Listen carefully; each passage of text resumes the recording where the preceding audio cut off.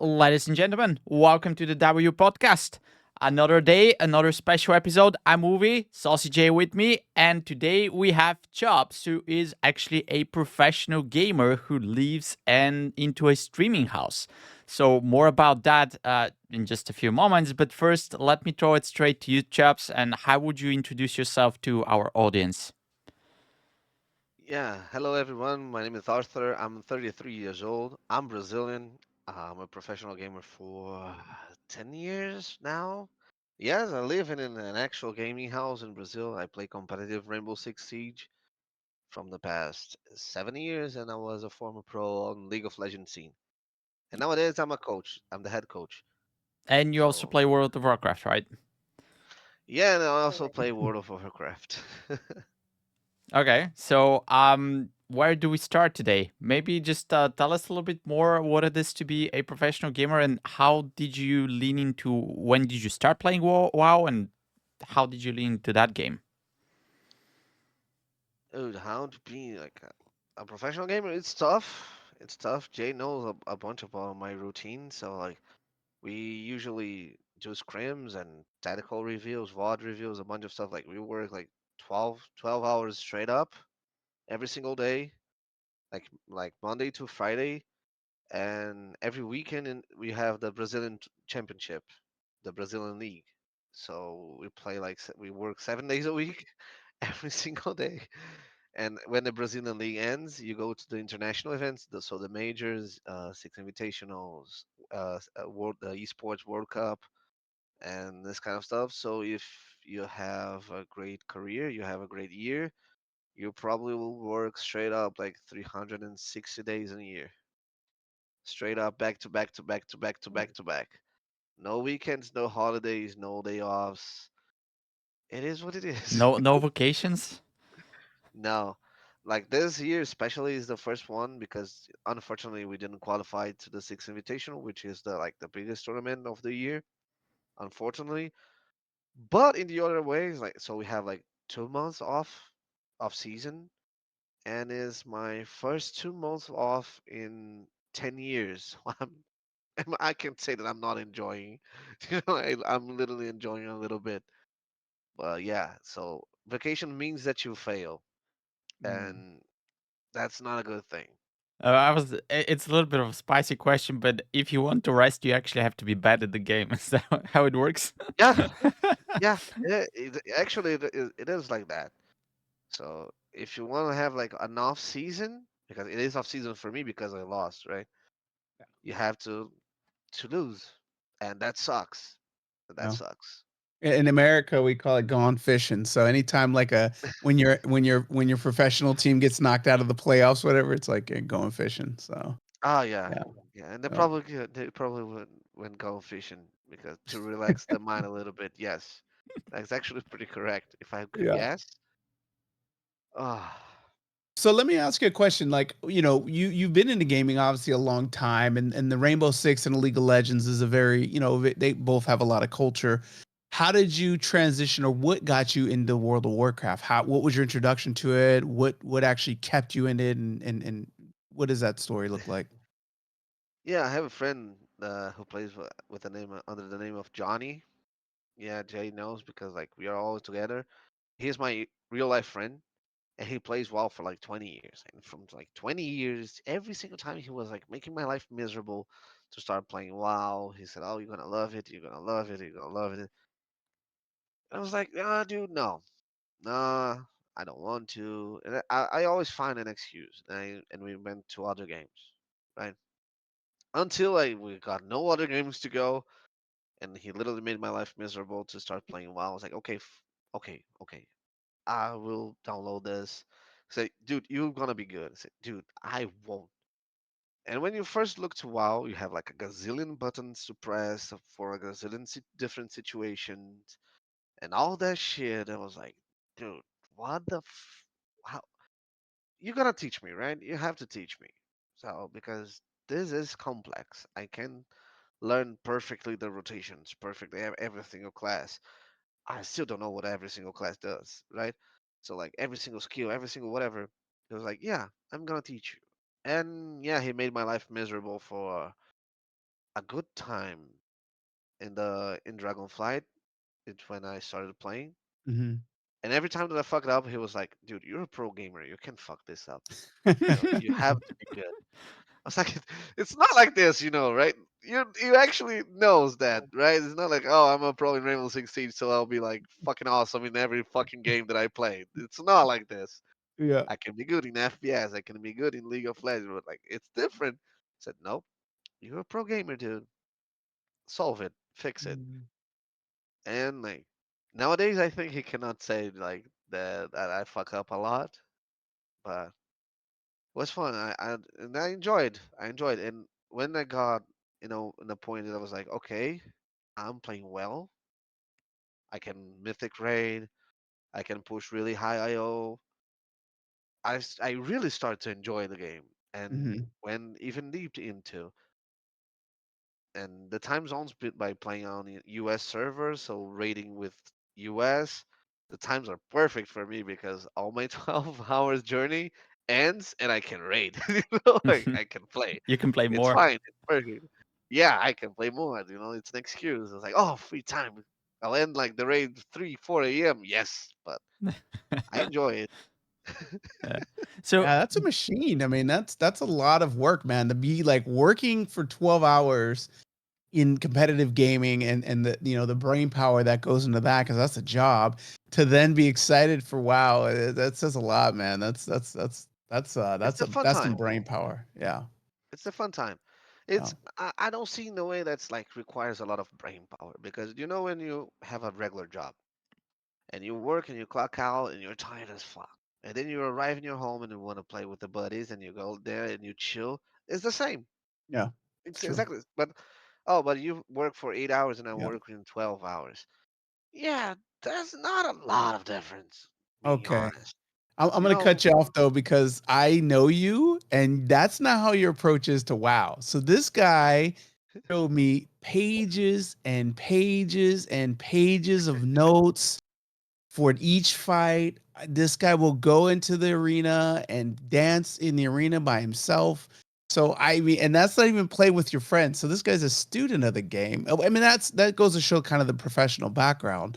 So Ah, that's still, I mean, to me, that's a lot of work, even after the work. So I mean, I think it's an interesting way to talk about like your approach to WoW. You talked about learning the buttons and stuff, but even now, oh even yeah. right now, you're doing the same thing. Oh yeah. Like even in Rainbow Six, I always think that's something new that you can get better. You cannot like never say that you know everything. That's the first principle of everything especially in professional life.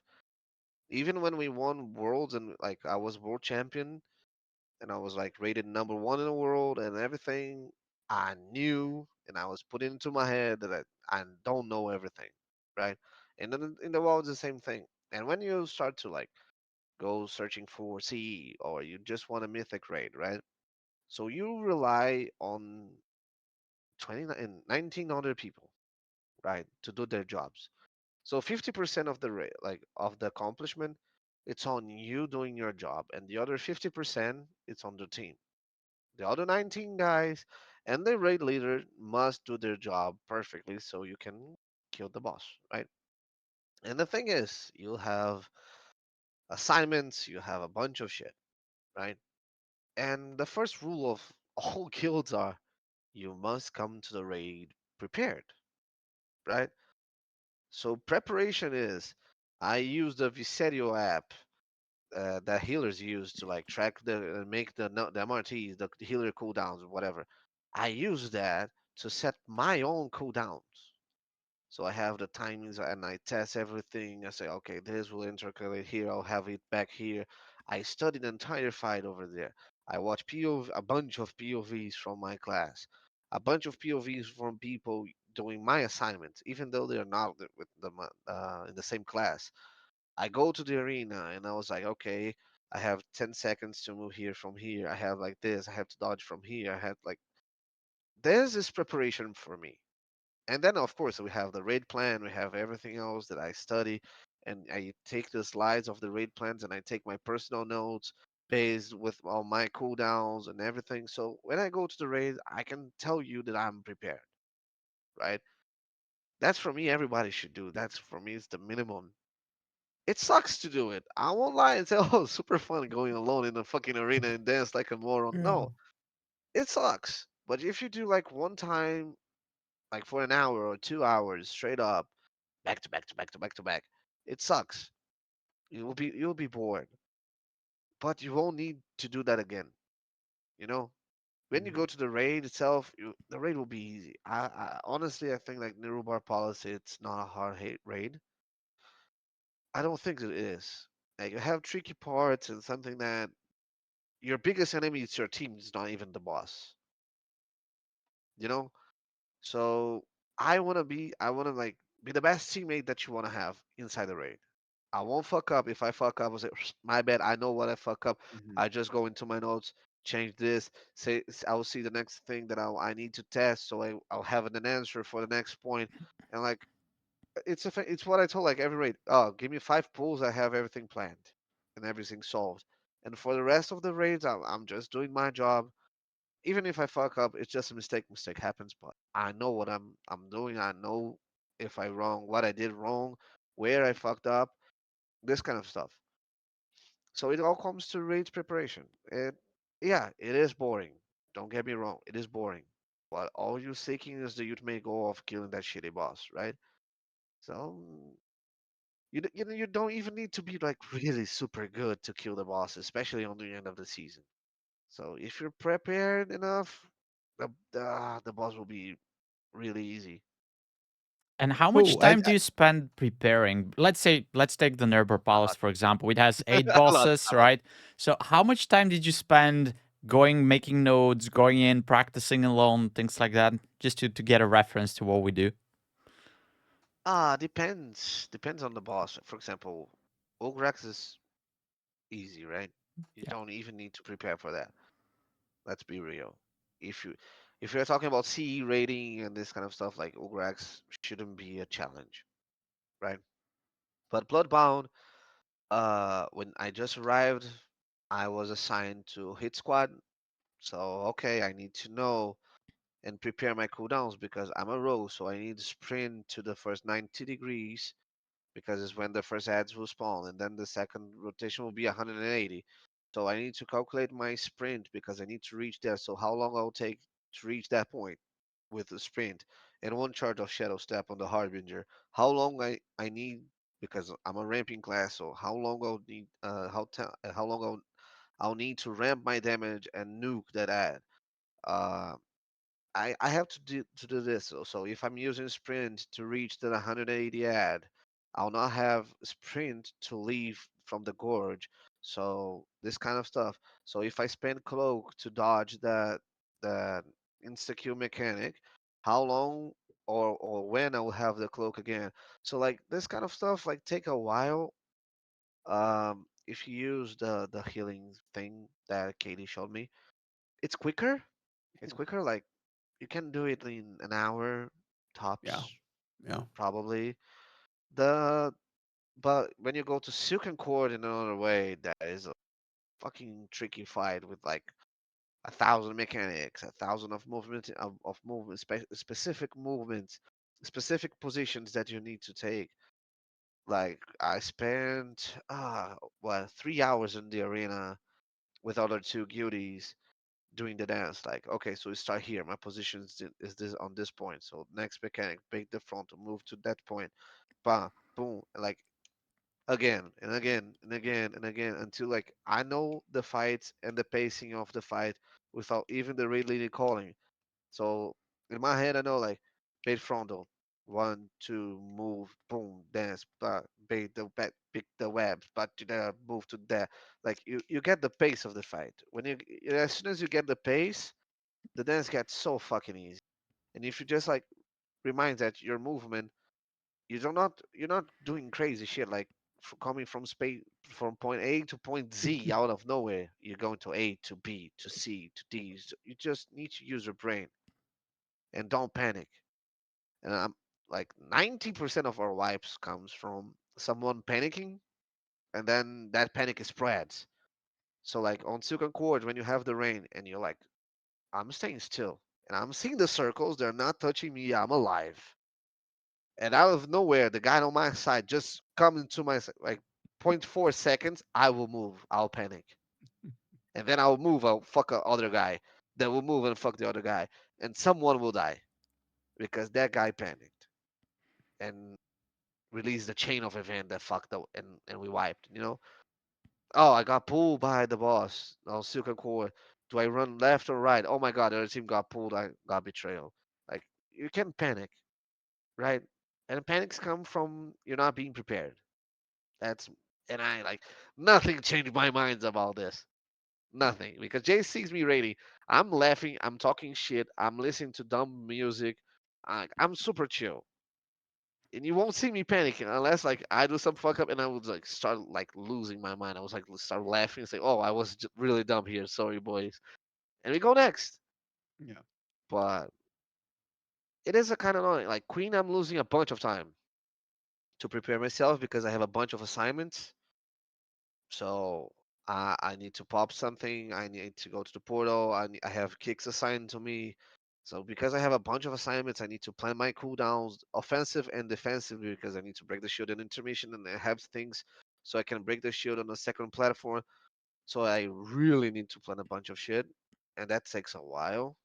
So for Queen, I think it's getting tricky. It's getting like taking me probably 1 to 3 hours a day, so I can just go to the platform and dance and do the dance to grab the rhythm of the fight. We are nailing P1, so like it's getting easier, but I definitely need to practice P2 and then P3, and then we'll take a few hours of my life. Yes. All right, so I hope everybody's taking notes because this is the professional way to do it.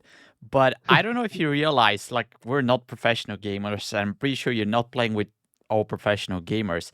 And most of the people would learn the fight by just going in. So there's no hour or 3 hours of preparation. They're just going in. The fight starts. You know the mechanics, but you kind of see them for the very first time, and you have to move for the very first time. So they start to mess up, and then we wipe, and it takes like that hour or 3 hours that you do before the raid to prepare. People actually do that during the raid, right? During the raid night. So I they, hate it. yeah, I know, but like my question here is, how do you? Because this is what happens in like probably not the top guilds, but we're not top guilds, right? So this is what happens in the regular guilds. So what it is for you to know, okay, I'm this guy who did 3 hours to prepare, I did it the professional way, and now I have 15 other monkeys that are just learning here. So we're gonna sit there for 3 hours until they actually get to my level.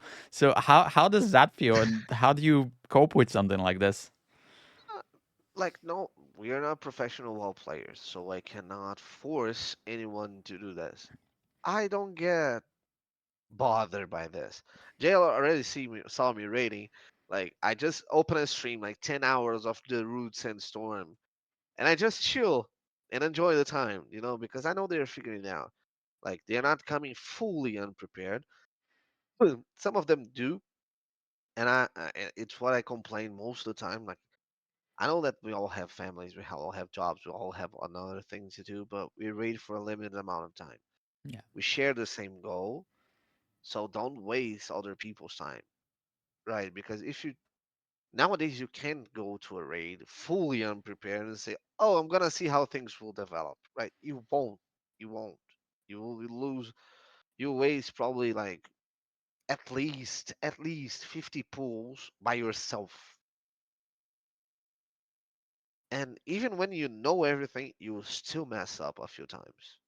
In a regular pools, oh, we are progging P3 on Silken Cord. One or two pools will just wipe on P1 because someone messed up. Yep. Mhm. And we don't need to fight about it. Everyone knows, boom, just go straight up. But it's another pool count, you know? It's another pool count. So the pool count is important to me. I really like to see how good we are against like the really pro and really good teams like HOF, rank whatever from whatever.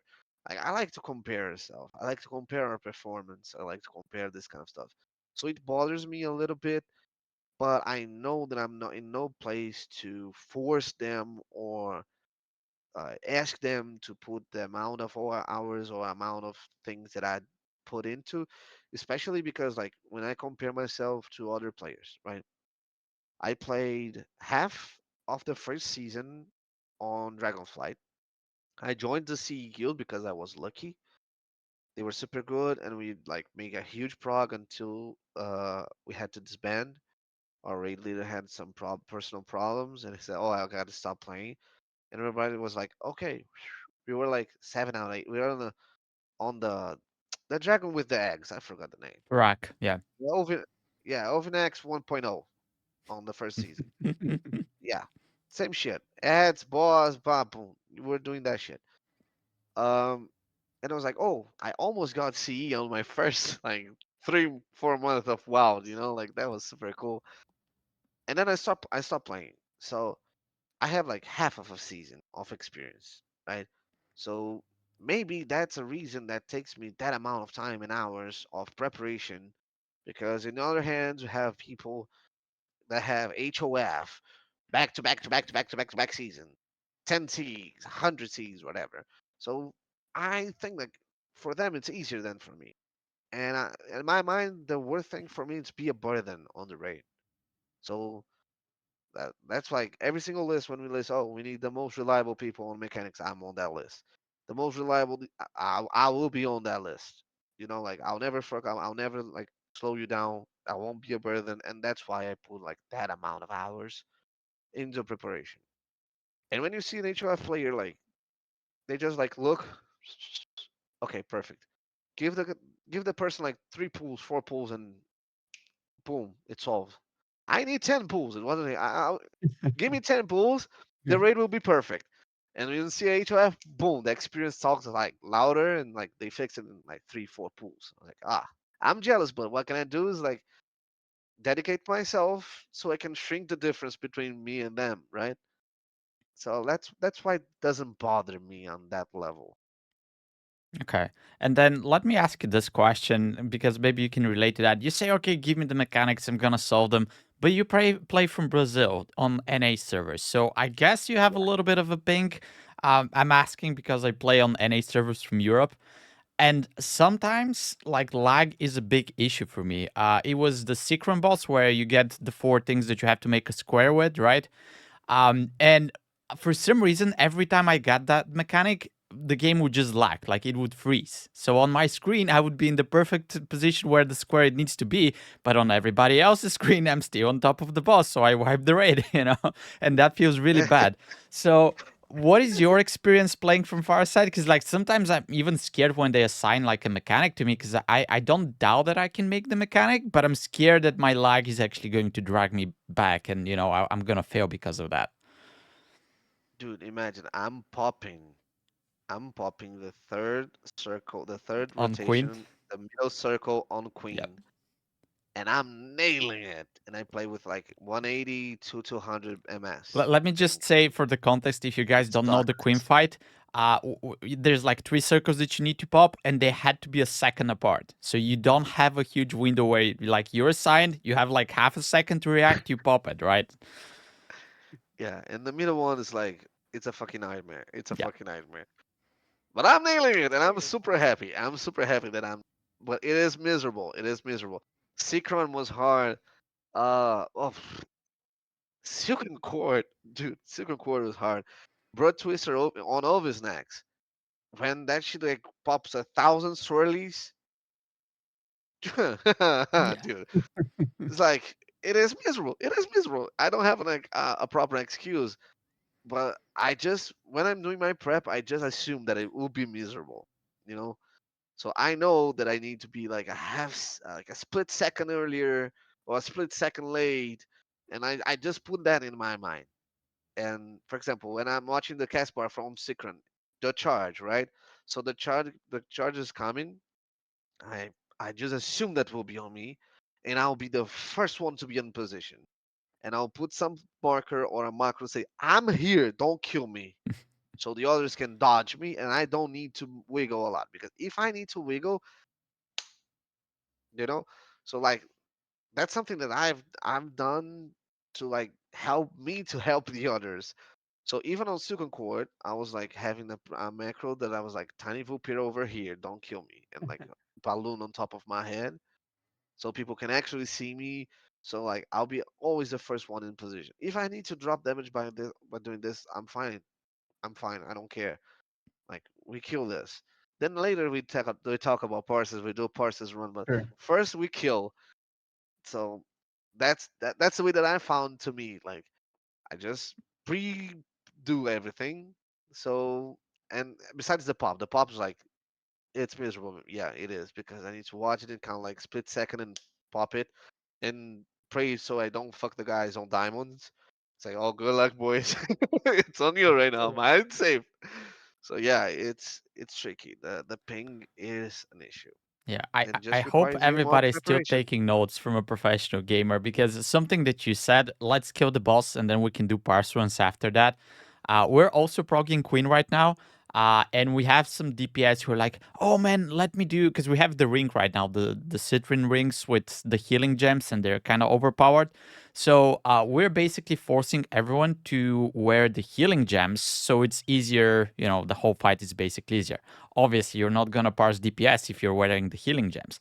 And mind you, we are parsing phase one. And for those of you who are not familiar with the fight, phase one is just a dance, and your damage doesn't matter if you're not killing the boss. Like, there's no DPS check, there's nothing like that, right? At some point, it's going to matter, like in a couple of months when we actually get to the kill. But right now, phase one is just get past the phase. You know, you have to pop those things that you were talking about, and then you get to the transition. And people are like, oh, let me put my DPS gems on. Man, like, why? Like your goal is to live and pop the circles, and there's like a Learn to whole thing of dance. stuff that you have to dodge on the ground. Let me put my DPS gems on. What are you doing, man? Like I was even thinking to propose to my raid leader, let everybody just not press buttons. You know, no damage except from let's say the tanks and the healers. Just live to phase one, and they're like, let me put my DPS gems on. What are you doing? Yeah, Like, the thing is, the correct order is damage doesn't matter unless you're reaching the final stage yep, and you're wiping because the boss is enraging, yeah, Hmm. right? It's like we are not using deep healer gems. We're using standard ones, and like on the we did pretty well to be honest. Like on the first week, we hit intermission and P2 on second platform on P2. yeah. So we did a really, really, really good prog. But it is like you don't need to worry about your damage. You don't need about to worry. Like technically, if you have a highest amount of damage on P1, it will mean the shorter P3. Yeah. Yes, but P3 is the easiest one. So And you need to get there. Like this is my point because we're yeah, you not need we're to not getting to P3. consistently Yeah. yeah yeah you need to be consistent on P3 if you want to dream of killing it. Yeah. Otherwise, you won't kill it. Like P2, you need to be consistent on P2 Yeah. to even get to the point to pass P2 because P2 sounds hard as fuck. So, like, you actually don't need to think about that. My parses, I don't even know my parses. I don't even know. They're probably bad. Not probably good. Yeah, yeah, it is. I'll just look because Yeah, but it's like, what I you know, really we don't know, going and now I'm curious. yeah, when Like Wolvie was talking about not doing any buttons, I remember on Princess when we were first doing it with the squires, it was like you could push one ability, that's it, and everybody was mad because the devastation evoker, that's all they push anyway, right? So they only have one button anyway. That person got to do damage, but everybody else was only pushing one button, and it was like because you guys are focusing on the wrong thing. Like focus on Yeah. doing the yeah, dance, learn the and two Princess step. is a really easy fight. It's a It really is, easy yeah. fight. Yeah, it's two It's mechanics. it's pretty dumb when you stop and look. Like it is Yeah. this. It's dumb. It's dull. It is like when you see on Race to the World first, and people are trying to kill Princess with like 619 item level. That's miserable, and that's why they're the pros, and that's amazing if Yeah. they are Yeah. able to do that kind of Yeah. shit. We are like 640. We And do the and the same bosses have damage been that 18%. they nerfed. did back then, and the boss are like giga nerfed, and like they were like killing themselves to reach like Yeah. 1.2 million Yeah. DPS. If I press one button, I do the same amount of damage they did back Yeah. then. So Yeah. like damage is not even close the problem, Yeah. right? Yep. It's just do the dance. And if you kill it and you have a parse like 9, whatever, you kill that shit, dude. You Yep. kill it. Celebrate with with your friends, celebrate with your team, and pooh, sayonara on re-clear. Just do better. Yeah. Yeah.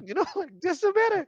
Yep. Like that's like I just saw my parses. My parses like 70, 78, 88, and then he'll 46, 48, 35, 20, and I'm like, I have a 15 parse on Silken Cord, and I'm so proud of my 15 parse on Silken Cord because if you see how we killed it, was fucking epic. Like, and I'm proud of it. I Yeah. don't care if you have, oh, I have a 90 parse. I'll just add something here. Not that I'm proud of it, but on last expansion, it was Smolderon. So on the Smolderon boss, we killed it. My parse was 0. I got a 0 parse because I died twice on that fight, but we still killed it. So it's there. And I'll just add that at this time I was actually a trial for my guild. So obviously, if you're trialing and you get a 0 parse, that doesn't look really well. But they actually promoted me to raider because on the rest of the progression, I guess I did fine. So it's not like the parse is the only thing that matters. Quite the contrary. True. You can get Yeah. accepted to a guild and kill a one of the last mythic bosses in a raid with a 0 parse. So there you go. Yep. Yeah, Yep. dude, I had a 15 on Silken Cord. On our kill, we failed the DPS check. We definitely failed the DPS check. I survived. The other rogue survived. The one tank got pushed, and then as soon as he was coming back, he got betrayed. And I got the aggro. I got the aggro.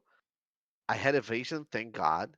I had to press evasion. I tanked for like 8 seconds until the other tank taunted because he was alive, and you could have time enough like to DPS that and kill it. So like I'm super proud. I was kiting the boss. I was like running away with evasion, like See, like you fuck saved that, the fuck pool that. I'll basically, be right? alive. I'll be alive. I'll be alive. And like Poro was yelling, "What a hero!" Like that. And I got 15 parts, and I'm super proud of it. Like parts that doesn't mean shit if you're Yeah. dead, if you don't Yep. kill the boss, if the boss Yep. is alive. I don't care if you reach like 0.01% and you had 100 parts. You wiped. Yep. Doesn't mean Yep. shit. Doesn't mean shit. Like I had you during a prog, you have like a 98 parse in a pool. I had a few. We died on Queen, so that parse, fuck it. Yeah. Like doesn't mean shit. Doesn't Doesn't mean count. shit. Yep. Yeah. Yep. Yep. Focus on kill it. If you have a 0 parse and you were part of that, you helped in some way, making calls, calming people down, reminding position, helping the raid leader. You helped. Yeah. You helped. It is better than a guy who just think a parse monkey, huh, as we call. Yep. It's way better. Selfish. Yeah. Yeah. Yeah, Very yeah. selfish. And that's why you It's need not to totally play like good every pool because it was back in Dragonflight. I was playing Enhancement Shaman for 1 tier. And it was the Zekrom boss, the one with the fires and the ads that you have to dodge, etc. Right? So I was playing Enhancement Shaman. Enhancement Shaman is like highly dependent on procs. And there was one pool. It was not even like we were not progging, we were on farm. So we pulled the boss. I got the insane rolls, man. Like the second DPS was like probably half of my damage. It was crazy. So I'm like looking the damage meter and like, what is going on? And halfway through the fight, like I got pushed into a fire. It was my fault. I remember I did something wrong. I died, man. I died. So I was sure that's gonna be like 100 parts. And then I was sitting there. I was very sad. I didn't have anchor or something. We didn't have battle res.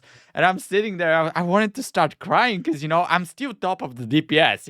'Cause there's like still 2 minutes of the fight, and I just see this thing slide down. I'm like, oh my god, man, this is never going to happen again. Like I'm never going to roll that much damage again. Funny, man. And yeah, it was one great tip yeah. is turn off your details Yeah. I as I a think DPS I think that's a because, for good example, advice. I don't care about the healing matters as a DPS. Let's talk true. Let's be real, right? I'm never looking to heal who's healing more or whatever. Never. I should, yes, but I do no. So all I look is like, especially in keys, DPS on the segment and DPS overall, right? DPS brains, tiny, right? On prog, I don't need to see who's dealing more damage. I could care less. So I Yeah. just remove details. And you will see how better you will play because you won't get nervous. Oh, I'm not in the top four.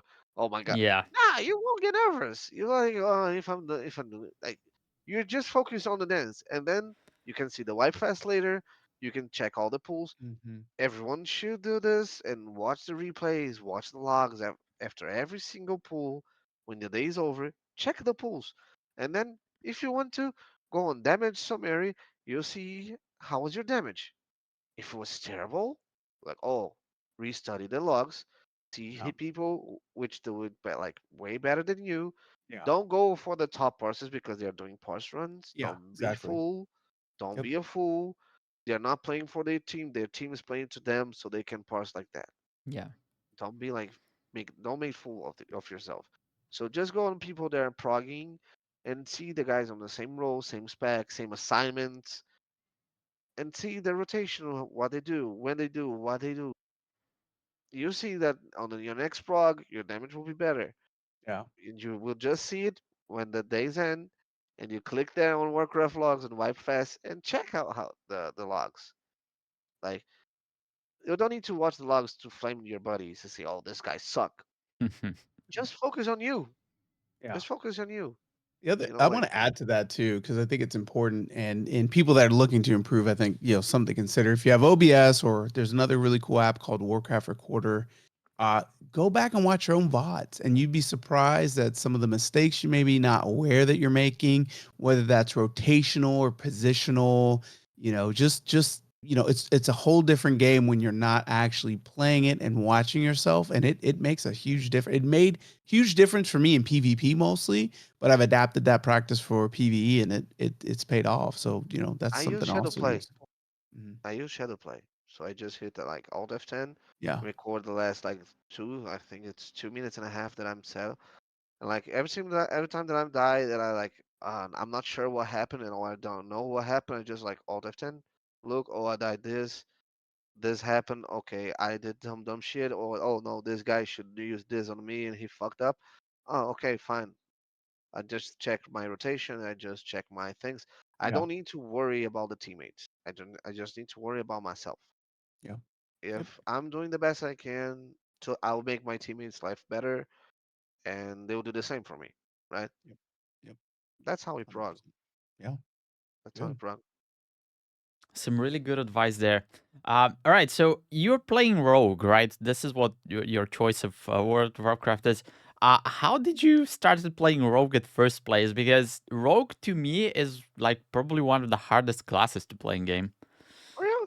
Um, Dude, I boosted like every single class when I started because it was like I wanted to see how the end games was like because the first time that I really started was like when Shadowlands ended and I remember that I had 10 days to reach 2000 and something IO to grab the mount, the purple black tall Hmm. mount, right? Yeah.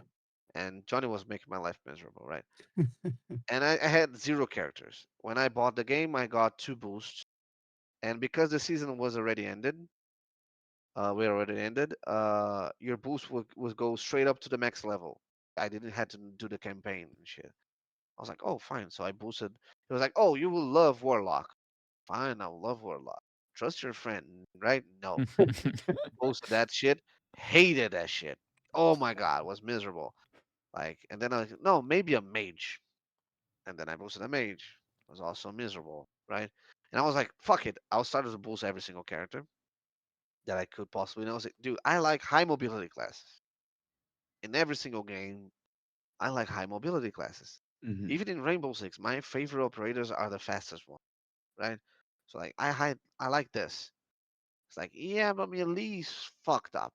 So I think you should start with the ranged. I was like, but there's nothing worse for me to you have to stop a fucking cast to move. That's utter bullshit. That annoys me. That pisses me off. That tilts me off. I do rather be being stormed by mechanics and don't have to stop something that I started and I'm literally like just looking to the Yeah. screen waiting for like 2 seconds and I Yeah. have to like cancel on the last second because something will happen to me. Yeah. That's annoying as fuck. And then like he was like, "Oh, high mobility, you should try rogue." And then like the season ended, I got like 2000 IO with a warlock, I think. I didn't do anything. Like Johnny just practically carried me to the IO, so I barely played. I was getting killed by the floor. Like the EOE from the scenario killed me because I didn't have items. And Johnny was throwing me on like, oh, 16s, boom. And I was just going like one shotted by everything. So I didn't even play it, right? And then on Dragonflight, I was like, okay, rogues. You're saying rogue? Okay, I'll go rogue. I like high API things, right? So I was like, yeah, rogue. Try rogue. If rogue fails, you go to Fury Warrior. So I boosted a Fury Warrior too. And I was like, yeah, but rogue was really fun, especially outlaw. I was like, oh, I fucking love this. I fucking love this.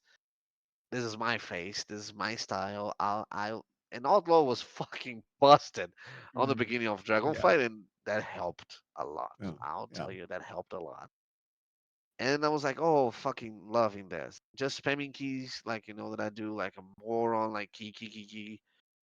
And then I made a trial for the CE Guild and I passed, which I got surprised.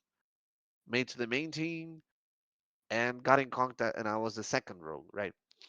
I was supposed to be the third one and the bench, but the second rogue had a beef and decided to leave, so they just promoted me. And I told, like, dude, this is my first season. And they were super chill with me. They taught me a bunch of stuff. They designed the first row to just like be my babysitter, and he was like, "Oh, your rotation here. You need to fix this. You need to blah blah blah." He gave me like all rogue master class, and I spent like all the time practicing it. It was super fun, super cool. They directed me to have a good mindset in raid. The assignment, like for example, on Primal Council, that you have the dispels and that mountain that you have like to go there and dispel, right? And touch it. I was like, oh, this fight for Outlaw is pretty fun. I'll just blast. No, I'll just parse a lot. It was like, okay, your job here will be dispel everyone. So everyone will pass their dispels to you, and you have to just touch the rocks. And I was like, fuck, dude, that's so fucking annoying. And then the raid leader was like, I know this is the best fight for Outlaw, right? I said, yes. And my parse will be great. I said, yes, you have the wrong mindset. Go touch the pillars.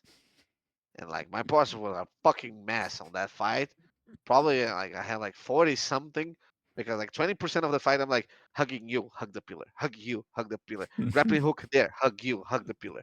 Like this was my fight. And yeah, we killed it. Yes, but and then he was like this guy started like teaching me about like having the my head onto the mechanics in the team, not being a parse monkey, this kind of stuff. He literally like put that shit onto my head, and he was like, 100% right. He's a guy with like 100 CE, this kind of stuff. So like, you have to listen to the more experienced people, right? If they're telling you that CE doesn't matter, if oh that parse doesn't matter, if that shit matters, I will never be on that guild because I had zero parses in anything else because I never killed anything. I didn't have CE. I didn't have either AOTC. No, I did have AOTC when I played, but like that's what all the thing that I had, and I didn't have like 100 parses in the heroic, right? But like it's how you play, how you approach the game. If you're a good teammate, if you're making the life of your teammates easier, your parse doesn't matter, and that's how we progged, and uh, it was super cool. And that's the mindset that I brought when I come back to play in the War Within. Okay, so I guess mindset is very important, and just your journey is very interesting. Maybe as you said, maybe you got a little bit lucky. But what would you say? What advice can you give to people who are like, let's say, just they have been playing the game and they want to get into a C guild or maybe push for high IO? How do you actually get to that level, and how do you get to that mindset? Because in my mind, mindset is like maybe 50% of everything, and the rest is skill. But it's not something that you should just neglect. Like a skill, wow, it's a super easy game. Mechanically speaking. Mechanically speaking, it's a super easy game. The hardest part is to get your rotation done correctly, understand why you do shit, understand the keybinds, this kind of stuff. The bosses, the mythical bosses, they are not hard. They're tricky. They're built in a way that's what I said. Your team will be your biggest enemy. Most of the times that you get killed, you'll be dead. Is because someone were not supposed to do that and did, and you got fucked. You paid the bill, right? So like it's super easy. Even the keys are not that hard. Like so, it is not like a Souls-like game. Like that is super hard and need to put hours in. It is not. It is easy if you have the correct mindset. If you is someone that gets really frustrated by wiping 26 times into something, your mind is wrong. You're thinking it wrong. If you think that you have nothing to improve, I can guarantee that you're wrong. Even in a wipe, it's your fault. Doesn't matter. If the other guy over there fucked up, you could call him out. You could say something that would help him. Oh, I couldn't. Yeah, technically, it's always possible, right? It's always possible. So yeah, for me, like mindset, it's 50% on a raid. Your mindset is 50%, and the other 40% is how prepared you are, and the other 10% is your skills. Okay. So skills is basically just 10%. I hope people are taking notes.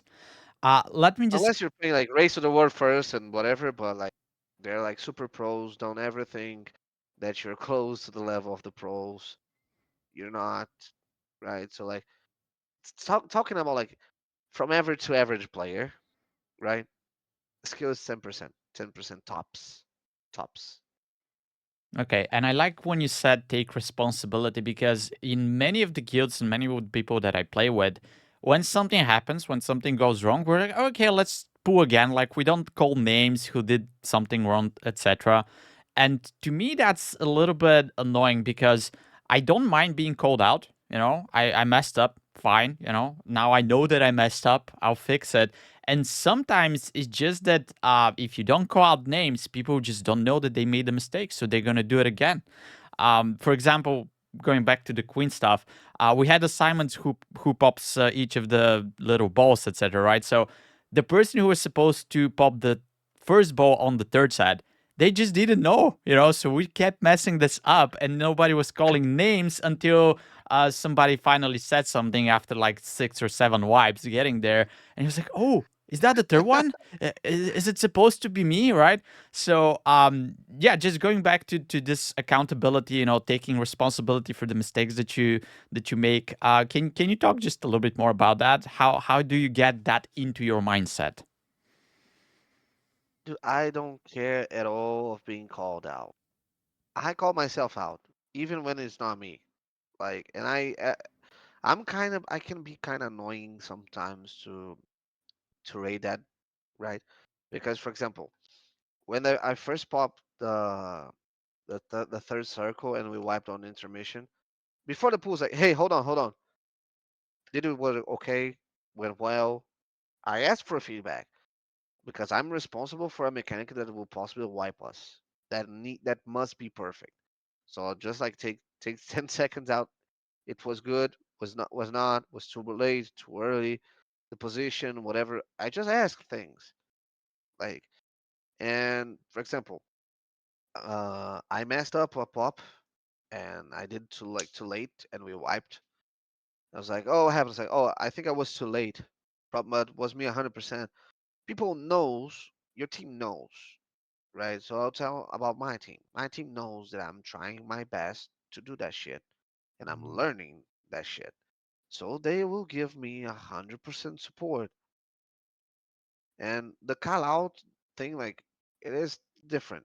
It's not that people want to offend you, right? So we may have wiped because I messed the circle. I popped too late, right?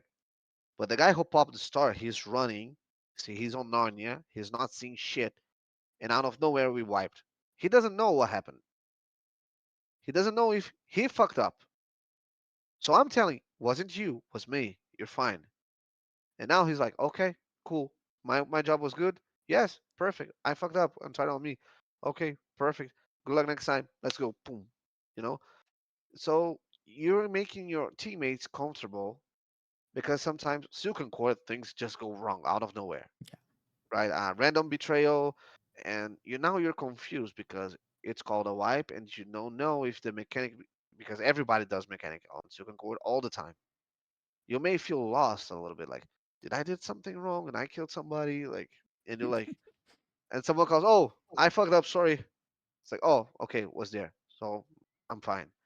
Like, you help your own team when you call yourself out. I think like people who doesn't call themselves out are just scared because they are unprepared and because they're fucking up in a way they're showing they're not prepared, they'll be benched and they don't Yeah. want to be benched. Yeah. That's what passes for me. So if I'm seeing that you are fucking up and you're not calling yourself out, for me you're insecure. Hmm. That's the vibe. And you'll probably be benched because you're insecure and you're not prepared, not because you fucked up. I can give examples. Oshia, for example, Oshia is a blaster. Jay knows him. Oshia is a like incredible, incredible Yeah. player. He was supposed to free me on the second tomb of Queen, but and he was supposed to free someone on the first one.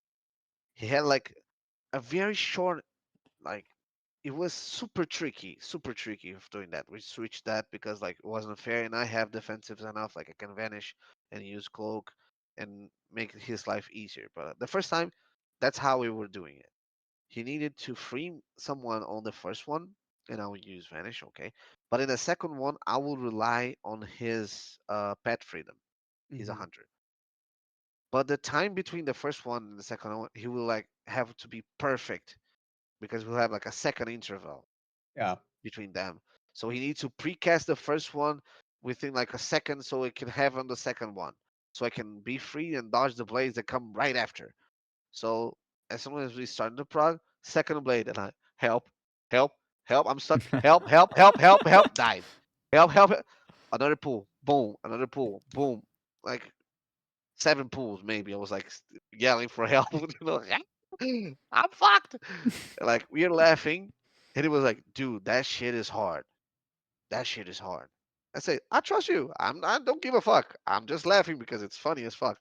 And like I know Oshia, right? I trust him with my life, literally, and I know he's trying his best, and he will fix it, and he will like, if this is the goal for today, yeah, he'll nail it. And by the end of the day, he was like doing perfectly every single time. And we changed it because it was super hard and wasn't necessary because I have Vanish and I have Cloak, Hmm. right? So we were just making his life miserable. Yeah. But even though he nailed it, and we made the intermission on the first like week, right? And like that's the thing. I could be pissed. Imagine like every single pull. Oh fuck this dude! Like messing up. I'm getting fucked up every single pull because of that. Blah blah. And I'm not. I'm getting stressed because technically I don't trust my teammate, which is learning something new. So in my position, I'm just enjoying my time and saying, "Oh, good luck fucking yourself up to free me, asshole," and like sending message him like, "Oh, really? You've." I think that's personal, dude. Just because I'm from Brazil, you're killing me on purpose. That's not cool, man. That's not cool, man. Like, and we are laughing, and because we're making like the environment super chill, super funny, super relaxed, it was easier to him to nail that. So we were able to prog and I was able to prog because I'm popping the third circle. I need to practice that shit. So you need to keep me alive until I practice that. Otherwise, you all fucked Yeah. because I'll fuck that shit when it comes into my time, right? Yeah. So you have to create this environment so everyone can learn every single assignment, every single mechanic, every single responsibility they have on the raid. And if you don't call yourself out, you won't help to do this. We'll be just like point fingers. I saw that you did that. Hmm. You will help to create the wrong environment. And within the wrong environment, you can kill the boss. I can assure you, you cannot kill the boss. Yeah. Good. Good points. Okay. Now, let me step back a little bit because your journey seems to be something that you enjoyed a lot. You managed to get here, compete into a relatively high level in WoW. But you did say that in the beginning you were kind of like miserable and it was hard to start because there was so much going on. And we've talked about this a lot, but WoW is not the most friendly game for like new players. You know, it's one thing to Why like give not? you a gun, go shoot people. You know, there's just like two buttons you're pressing. I'm not saying it's easy, right? But it's very easy to get into that game. While WoW is quite different in that regard. So do you Well, agree with that first? And what would you say is a good way for new players to actually be introduced to the game and start playing? I think like if you're new to like video games in general, you never played an MMO, you never played that. You have add-ons to help, like those with rotational helpers that I don't know, you probably know. Someone suggested me when I said, "Oh, I want to learn an enhancement channel." So Power said, "Oh, just download this and learn." I don't know, I don't remember the name of it. Hikili, I think it's called. Probably, yeah, Yeah. yeah, yeah. If you're super new on MMO, you can download this Hakili and I think you probably have others about this. They'll help with your rotation. But having it in mind that you cannot use this for your life. So if you're leveling and not boosting a character to level 80 out of nowhere, you can use it. It'll help you. But take that off as soon as possible. As soon as you understand how your class is supposed to work, get rid of that shit because that will give you a bunch of like bad habits into the game. I asked Johnny about this. Johnny prohibited me to use it to learn. He was like, "Oh, it will give a bunch of bad habits," and that's But he probably knows why you. my life He was knows you though. miserable. Yeah, and he knows you Yeah, too. So yeah. yeah, and he was, and probably that helped make my life miserable a little bit. Yes, yeah, yeah. But like, I recommend you for you that is completely new to MMO and this kind of stuff. Use it, but when you see how your rotation should work, and try to understand why and read that shit. It's a bunch of text. Yes, it's annoying. Yes, read that shit. Read that shit because it's not supposed to be super hard. So when you kind of understand how your rotation works, how your buttons works, you can figure out your own rotation. And you can just read on Wallhead or the Discord of the class, and you can literally ask people. I have all the classes Discord basically because I posted most of the character, and I was asking questions there. I'm fucking new on this game. I don't know shit. Can you help? Someone help me out? Someone just sent me a Discord message. Yo, this class works like this, that. The goal is this, and that. So you want to prioritize this over that to use this on this time.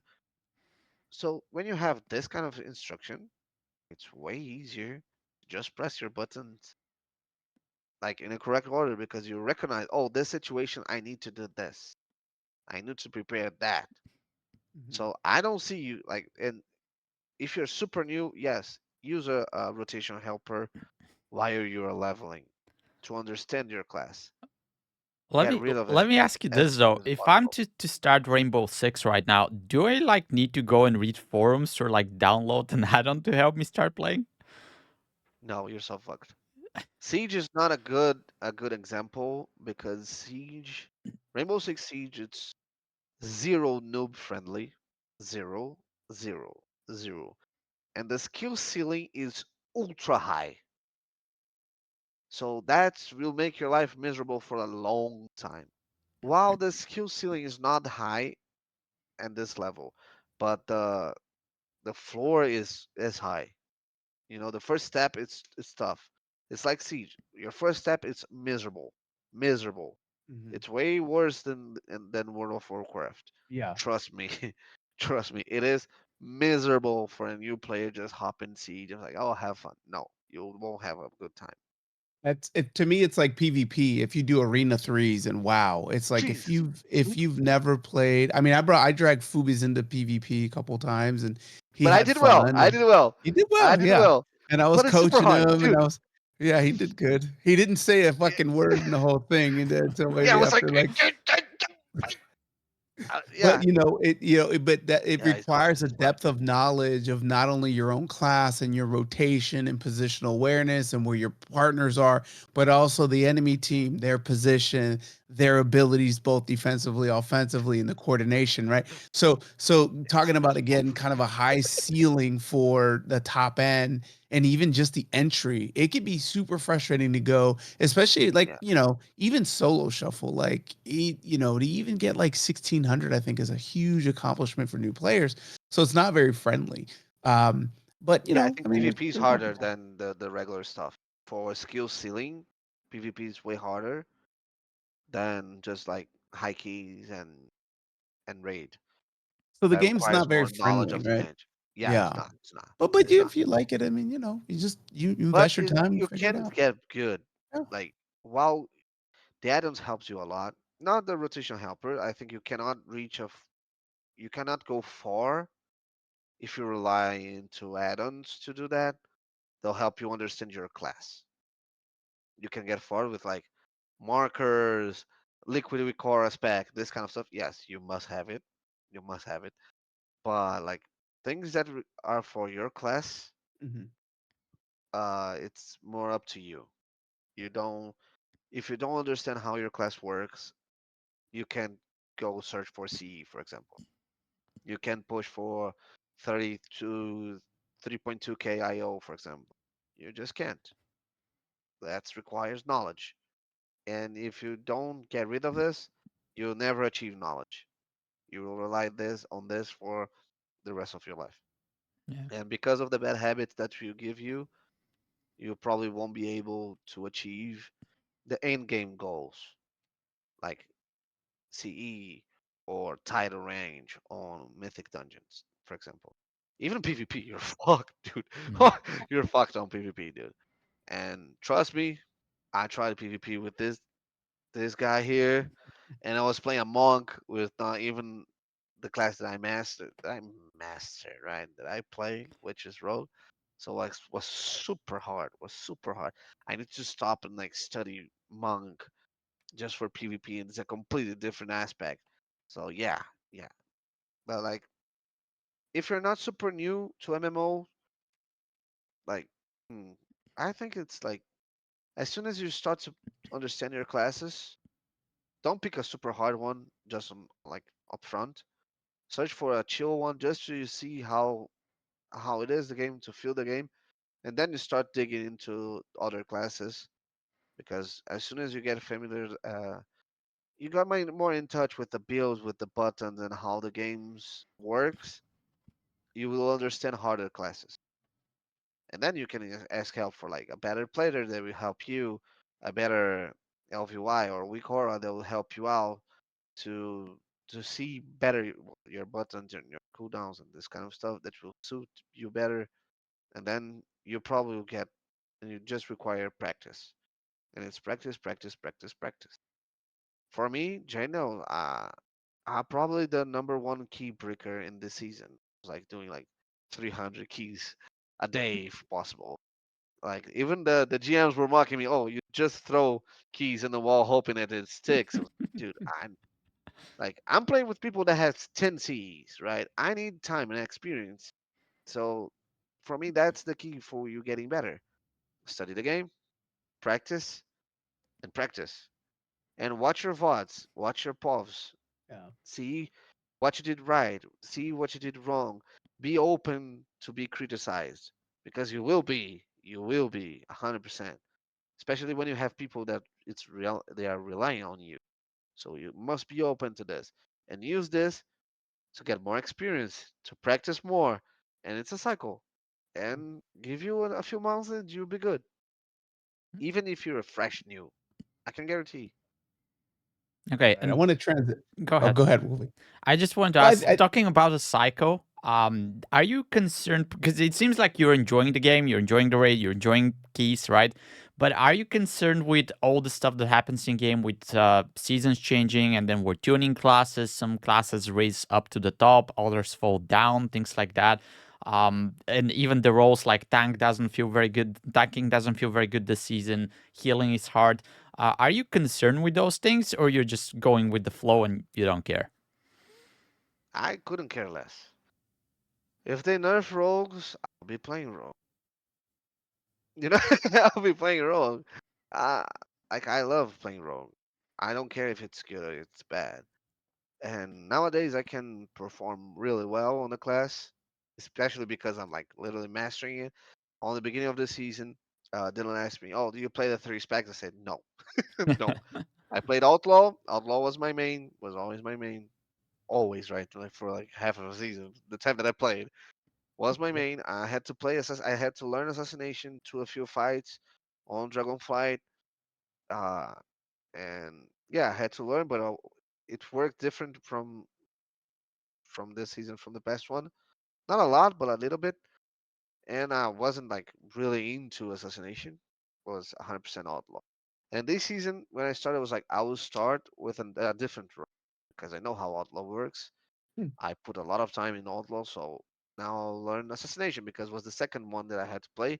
And the fight that I had to play sub, I was terrible. I was miserable. My sub was, oh my god, was miserable. Literally miserable. By the point that people were laughing, like, dude, I don't know what you're doing, but it's 100% wrong because at least when you have the cooldowns, you're supposed to deal damage. And I was like, doing tank damage. I was like, I don't understand it because Outlaw doesn't have CD. The Nation barely has CD. And then you're playing sub that's heavily rely on CDs and everything changes all the time. I was like, that doesn't make sense. Don't click for me. And when I joined this season, like the first thing, if you're a role player, if you want to call yourself a role player, you need to play three specs. I was like, fuck, dude, I'm learning the second one right now. Can you please? I was like, okay, okay. I can tell you that by the end of the season, I'll have the sub rogue, right? I'll have the sub rogue. But by now, I won't touch that shit because I'm terrible and I need to learn assassination. They were like, okay, I'll take your word. For the end of the season, I want you to have the sub rogue. I can tell you by now that I have the sub rogue. Yeah, my split, I geared my entire split as sub rogue. I did everything as a sub rogue, and now my split rogue is almost 3k IO. Almost, I think it's 2.8. But something like in like 2 weeks, I can reach the 3k IO. While my assassination is 3.2. And I told him, oh, I'm super comfortable to bring it to the raid. He's not like super well geared 640 like my assassination, but yeah, he's 630, which is enough, Yeah. right? So like I'm super comfortable. I can do it. I'll probably fuck things up because I never raided as a sub, and that changed a bunch of shit. So yeah, if you need that sub to that fight, you need to tell me way before because it will take me way more than 3 hours to solve that because the styles are different, the windows is different, the my cooldowns alignment will be way different. So yeah, you'll give me more time. But now I can tell you, if you need a sub for the fight, I'm up to. And it goes to the cycle. You learn, you practice, you fuck up, you get feedback. Now you learned, you practice, and you need to do that. For the further seasons, if you want to be like more a meta slave, play whatever is good, you have to understand that whatever is good won't be good on the next patch because they will nerf what is good and they will buff what is bad. So if you just hop in classes to play not what you like and not what you enjoy, but what you're strong, well, you'll be chasing your entire tail for the entire and probably you won't master any class. You can learn a bunch of stuff. Yeah, your knowledge will be spread out in a vast way, which is good, but you won't master anything. Mhm. And that probably may cause you problems in the future if you want to achieve CE or HOF or race to the world first or whatever, right? That's why when you see the race to the world first guy, the Kush guy, the rogue, he has 16 splits rogues. Yeah. Yeah. And would you So would you agree that you're willing to go through this process, which I don't think it's that enjoyable? Correct me if I'm wrong, but just because you have the time, you're a professional gamer. Because I would remember in the beginning of the season, we have this hunter in our raid team. He was playing survival, and somebody called him out like, "Why are you playing survival?" And he was like, because I enjoy it. I was like, yeah, but this is not optimal, because BM does so much more damage. So why are you not helping the team by playing BM? And I was like, yeah, screw this. I don't enjoy it. I don't want to play it. So I kind of see two sides of the coin here, because there are people who do not have the time to level a second hunter or second rogue. They don't have the time to learn a second spec if they never played it. But then at the same time, you're kind of required to do that because this is optimal and this is going to help you kill the bosses. And I kind of don't like this culture, but what's your take on this? Like my first rogue, my main, he's pretty much geared for the three specs. It just sucks to play because I don't. They're lacking the trinkets that I need to play to really perform well in outlaw and sub, and that's why in my splits character I just made sub just for practice because otherwise I wouldn't lack. I would lack practice, right? I think it depends on the player and how he approach things. Like I don't mind play a spec that I don't like for a fight, or for example, if I'm a flex player, so I play rogue and whatever. And don't like to play whatever, but I have it for the team and it's relied and they ask for me to do it, I will do it and I will enjoy play on that fight with the guys, but that's it. But that's me, right? I don't mind to do this kind of stuff. But in the same way, I can't force you to play something that you don't enjoy because we are not pros, we're not getting paid for playing WoW, right? So why would I force you to play something that you don't like? If the purpose of the raid, even though it's getting CE, it's getting whatever, the first goal is enjoy the raid. Enjoy the time that you spend with those people. Enjoy killing boss together and blah blah blah and all that shit. If I'm putting you in a class or in a spec that you actually hate, you will Mhm. not enjoy that fight. You will not enjoy that boss. Every single pull during prog, you like pray for the boss to die so you can return to something that you like. So you'll make your prog miserable, right? You'll definitely make your prog miserable. Then a point is like, oh man, you will tilt easy Mhm. during the prog. You probably will tilt other people because you're tilted. You'll make more mistakes because you're hating that shit. So like I'm the guy who say, "Oh, you want to play Survival Hunter in a fight that you're supposed to play PM? Go for it. We'll find a way to corner that." Someone else can pick something different. I can pick something different. I Mhm. don't mind. Help me, carry me. Like I'll boost another character and carry me through tens, so I get 10 volts, and I gear this shit faster, so I can switch it up, so you can play survival, and I can fuck myself playing whatever bullshit, because I'm not a person that cares about that shit a much. So there's always a way to corner that. It can Yeah. cost you time, yes, but you're not getting paid. You're not pros, so chill and just enjoy the raid. Yeah, I want to add That's on my that. I take. think, yeah, I think, Wolvie touched on this already, and it really gets back to culture. And I think, the meta culture, it really only matters for maybe the first 50 Hall of Fame teams. After that, when you start getting shifting sands buffs, your item levels boosted through the ceiling, you could probably clear CE with 20 druids or 20 paladins, right? Like it's possible because when you but the problem is the culture is really built around meta. Some of the more popular YouTube videos that you see out there really focus on tier lists and doing the damage. You look at right now, it's like shaman, rogue, rogue for the raid, right? And people see that and they're like, oh, you need to be either shaman or rogue. We need a shaman or rogue. And this bleeds into PvP. This bleeds into keys. And it's unfortunate because I think it's unfair to a lot of different people who play different specs that aren't the meta. And we've talked about this. So I think it would be nice to see, going back to what Wolvie was originally asking, which I think is a really good point. Like, I personally am a huge favorite of micro changes on a frequent basis to kind of make it so everybody can play whatever they want and be competitive without building this meta culture in the game. I don't think it's fair. For me, like it's it's what we tell Ubisoft talking about game balancing changes. The major goal is to make everything like stable. So you don't have an ultra OP and something that's really trash. Most of the times you'll have something that's really OP, something that's really trash. Yeah. And that Yeah. sucks. And that sucks. Mhm. Because okay, so this patch I'm super OP and you are super trash. But next patch I'll be super trash and you'll be super OP and you're not solving the problem. Not solving the problem.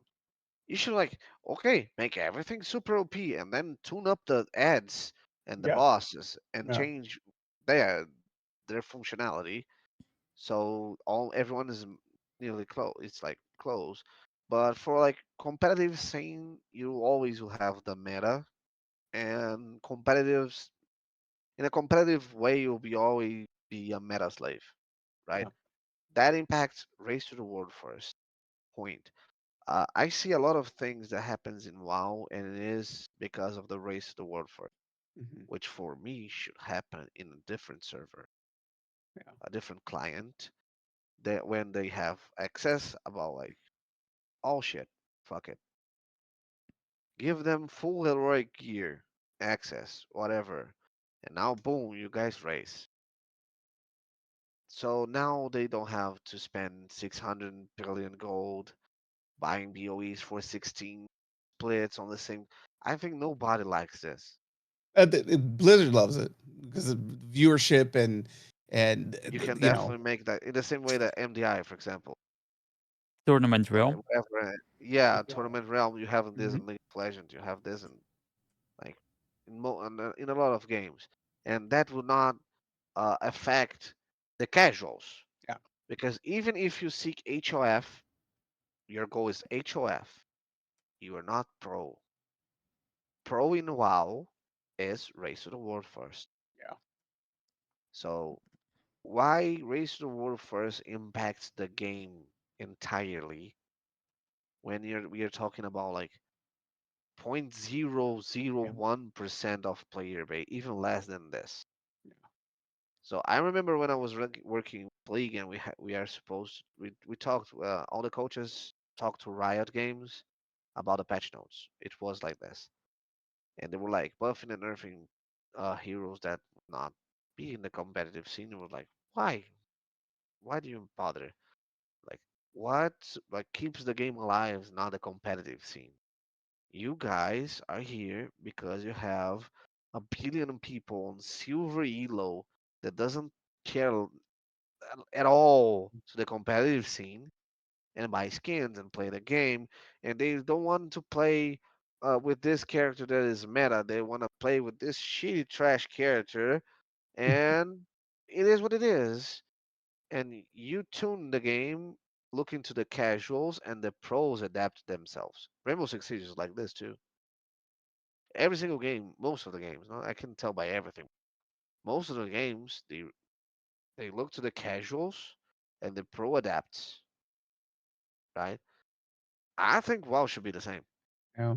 I think WoW should be the same. I asked Johnny a bunch of those questions. It was like, oh, because in Race of the World first, this impact this and this impact that, and what. I was like, Who why? cares? Like we I like watching like, it, but we're not playing that. And we talked about this before, but the bosses that they kill in the Waste World first, this is bosses that only those handful of people see because once we get to those bosses, it's a completely different fight. And it's because they nerf the yeah. boss and all the things that you said with like the buff and the gear. So we even talked with SaucyJay here that maybe they could just make. I know like Final Fantasy has like this ultimate difficulty, which is like insane. Maybe they can keep those bosses in that difficulty, which will give no rewards, no nothing. So it will be just for those sweats that just want to go there and try hard to kill them, and then they let us play the rest of the bosses on the difficulty that they are right now from the beginning on the current mythic level, so we can, they can have their own game, they can have their own difficulty, maybe they can have their own servers, and the rest would be tuned for the people that actually play the game. No, a tournament realm will fix that Yeah. because now they don't like imagine the life of a guy that needs have 16 splits and raids Yeah. like a maniac on Yeah. those 16 characters and gear and try to gear all the 16 as fast as he can. So when the raid start, he'll pick the one who got luckiest. Yep. Yeah. Exactly. Like that's I'm sorry, but that's miserable. And you can say, oh, but he's a pro. He doesn't deserve a miserable life just because he's a pro. He's a pro because he's good, and Yeah. not because he wants to have a miserable life. Yeah. I was seeing like now and Gingy having a talk about this, and now saying, "Oh, that's why I don't want to participate on Race of the World first anymore because that sucks." Yeah. They were like, "Oh, even we can make an agreement with all the Race of the World first guilds, so we don't have to make 16 splits. Let's make a rule, a gentleman rule. You don't need to make gentleman rules in a tournament for Helm when you have one character Everything. and Mhm. you pick it up the raid heroic items as you please. Like this, boom, the raid started on that day, that time. Good luck. Yeah. Now RNG is not a factor in Race of the World first, Yeah. and that doesn't interfere on the game economy about building, buying BOEs, buying consumables, buying shit. Like so now Race of the World first don't interfere in the ecosystem and the economy of the current casual game. Yeah. Simple. Yeah. And Yeah. it's gonna be more fair in the sense that maybe one guild got very lucky and they got spy masters to drop like 7 times for them, and the other just didn't. You know, it's not fair. You're fucked. Yeah. Yep. Not. It's not. That's why competitive things happens in tournament realms. Yeah. It is different. It's different. And the pros have to deal with that. Oh, they like the RNG. They like how the impact they cause in the casuals. Remember, you're a 0.0001 player base. And What's even to say even the from game a is not the race to world first? If there's no race to world first next season, WoW still happens. yeah. You still exist the game. In the same way in Rainbow Six Siege, if the tournament stops, people are still playing the game. Yeah. Even from It is like a what it is. start time, they could announce ahead of time, okay, for this season it's Americas. It's gonna be, Race to the World first in Americas. Next season it's gonna be in Europe. Next season it's gonna be in Make it a thing. Australia. And the teams can go to these places and Blizzard can put them on and have a whole compound and do the thing. And I'm sure it would still get a bunch of views and like sell Would be tickets and amazing. everything. Yeah, it Oh would yeah. be I'm amazing. sorry. They took what? 1 week. They take 1 week They do what, to 2 weeks. Yeah, it's like 2 8 days, nine, weeks. 10 days. Yeah, We whatever. have Yeah, to we have yeah, tournaments that we go and we stay a month. yeah, A whole month. yeah, Yeah, yeah, Okay, yeah. that's a lot. All right. So now We have now that tournaments we that stay like 2 weeks, and it depends. Like if you get eliminated early, the yeah, you go home early. sayonara. Yeah, yeah. But Who Chubbs has some stories about going home early and the warm reception going home. oh, I lost tournaments in the first phase, and I won world tournaments. So like I've been there in the whole things, and even when we win, it's like sayonara. Like, dude, I remember one tournament, and I was so fucking pissed. We are fighting in an elimination match, and as soon as you go from the backstage to the main stage to play the game, they were calling the coaches. So it was me and the other guy to a balcony, and my team is coming to the stage. Right? I was like going to the balcony. I was like, oh no, just for your guys' information, Chubbs, if you lose, your flight is tomorrow 8 a.m. And you, if you lose, your flight is tomorrow 6 a.m. Okay? Have a good match. I was like, are you fucking serious? And I'm not the most calm guy when adrenaline kicks, and I'm like literally working. I said some wild shit that day. I went to the game like full pissed. I was like, don't even, and like the staff was like, I said, no, no, no, no, no, don't even talk to me. Oh, don't even talk to me. Dude, I said some wild shit that my manager had to deal with later.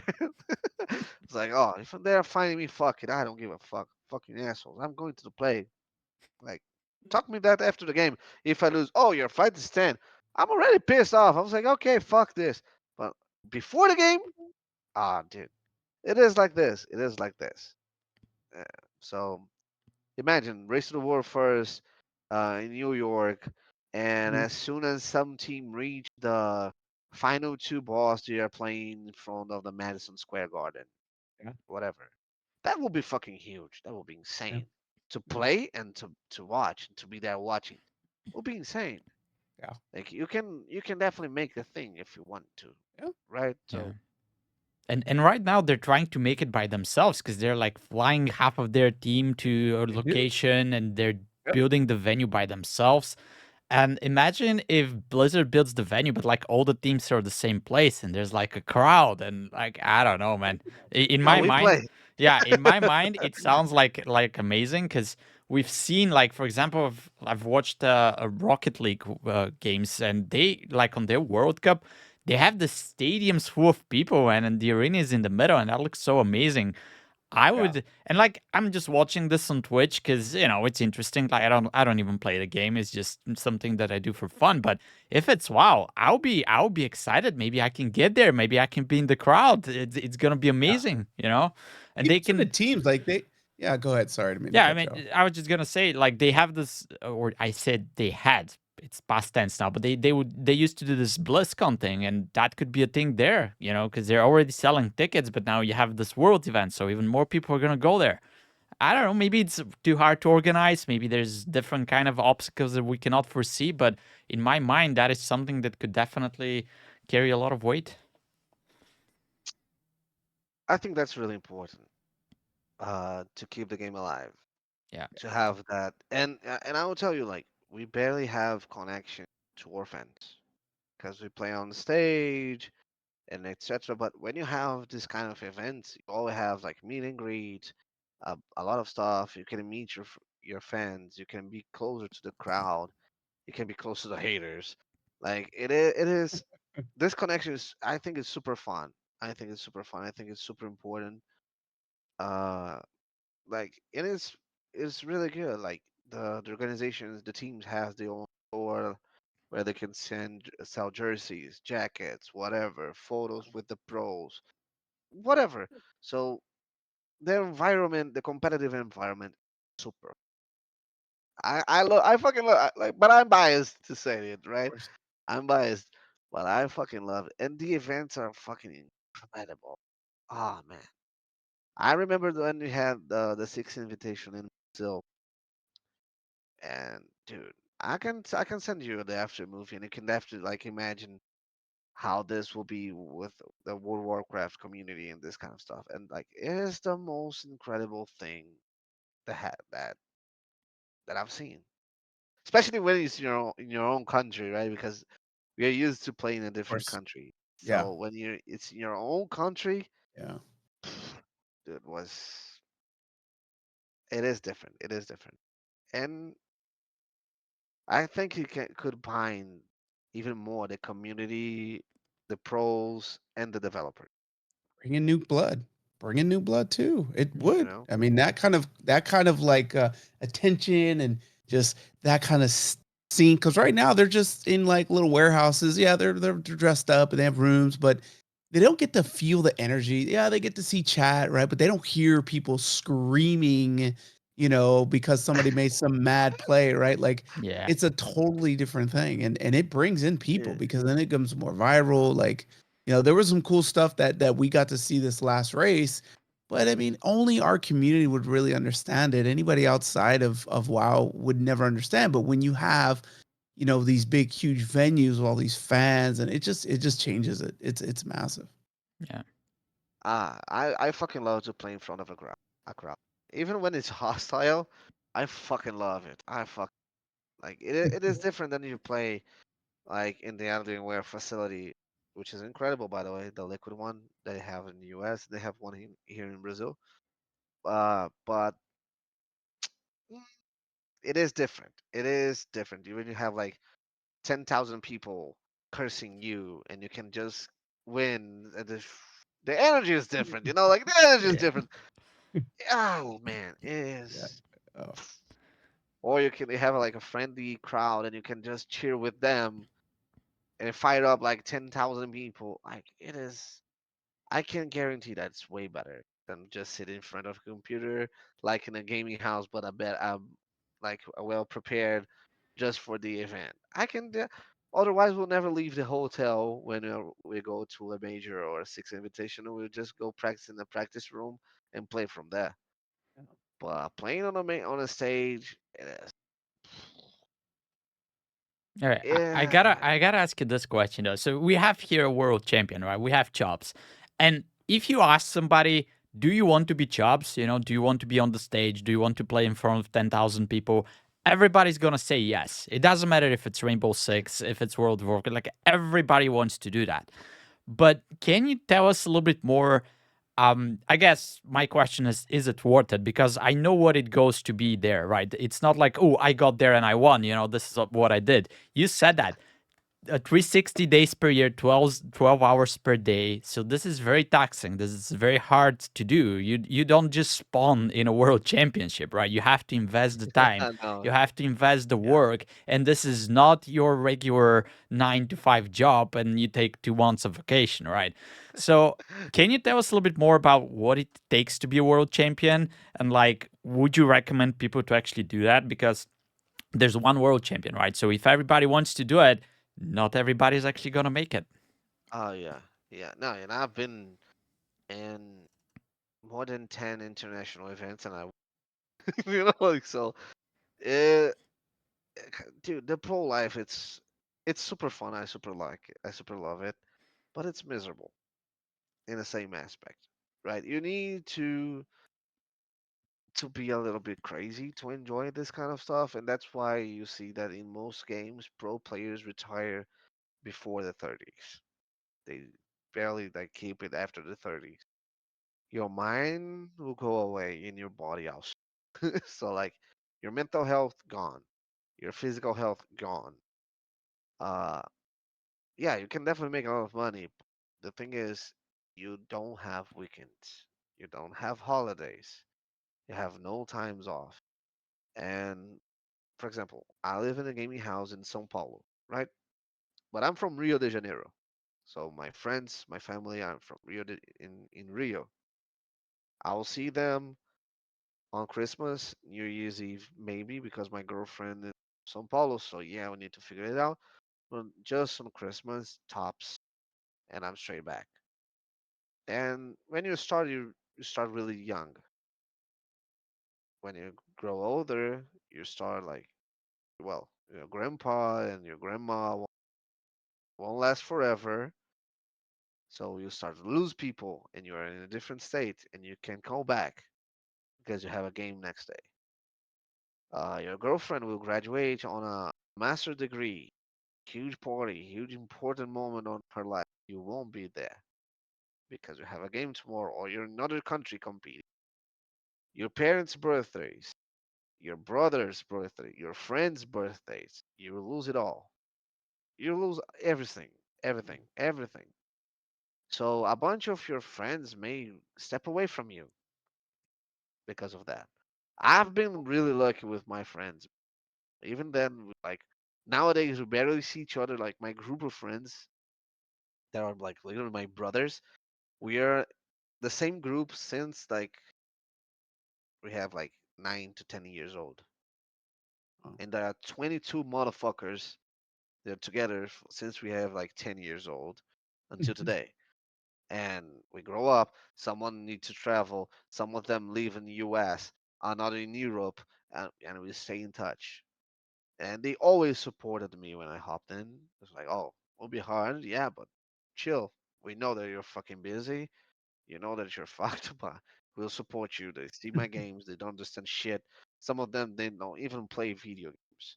So like different generation too, right? So like it is, and I have like full support. My girlfriend full supports me for like 10 years. My parents they didn't support me on the beginning, of course, hell no. Nowadays, yes, and it is hard. It is miserable. It is miserable. You lose a bunch of shit. So if you don't put you like 200% into that crazy life to achieve great things, you're fucked and you regret every single moment when like you retire or some shit. So yeah, I've been the point like 2 years ago I had to go to see a doctor because of like I sleep 3 to 4 hours a day, regularly, which is not healthy. Yeah. No.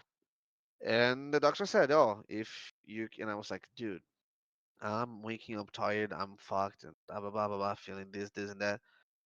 I made that exam when you sleep and they attach you a bunch of shit. I did a full clear on myself. He said, "Dude, you have a really strong heart attack in 9 years tops before your 40s if you not change your lifestyle, and the biggest reason is stress." Mm. I was like, I don't want to die before the 40s because of stress. That's a dumb way to die. That's a really dumb way to die. So yeah, so that's the life that you're in getting involved.